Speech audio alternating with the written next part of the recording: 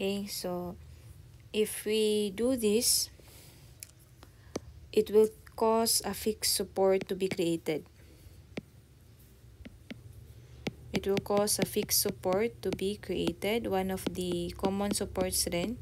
Mamaya mame-mention din yan. So, a fixed support is illustrated. Ganyan lang. Fix.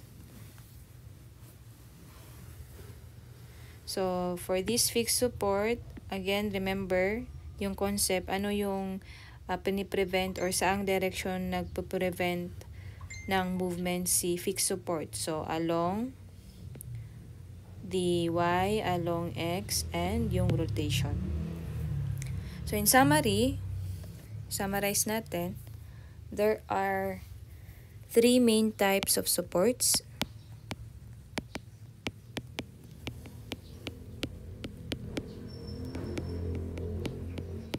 No? And then, we discussed ano ba yung concept ng mga support na to.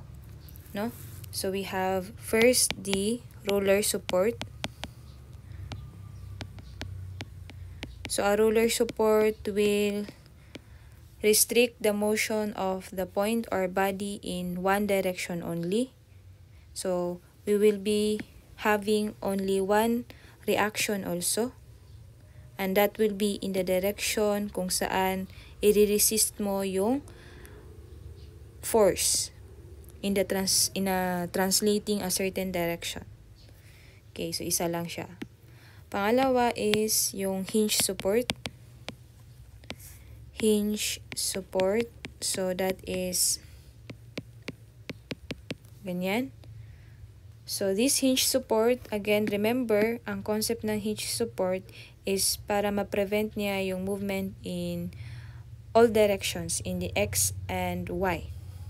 So, therefore, to prevent that, mayroon din tayong reactions na dalawa, x and y. Then, pangatlo is what we have, which is the fixed support. So, sa fixed support, remember also the concept that you are trying to prevent the motion or translation sa x and y as well as the rotation. So, may mabubuo na tatlong reaction along x, along y para hindi na siya mag-translate. And then, a moment reaction para hindi na siya mag-rotate. So, those are the three main types of supports. Again, ma-mention din siya mamaya but we have here the overview lang ng concept of these supports. Okay, question. Why do we use supports? Why do we?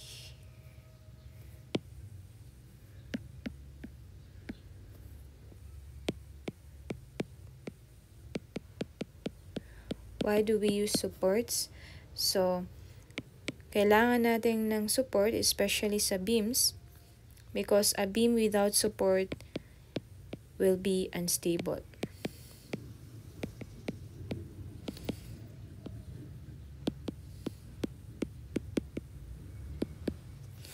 So, we are adding a support para ma-restrict yung motion at a certain direction ng body. So, after adding enough supports,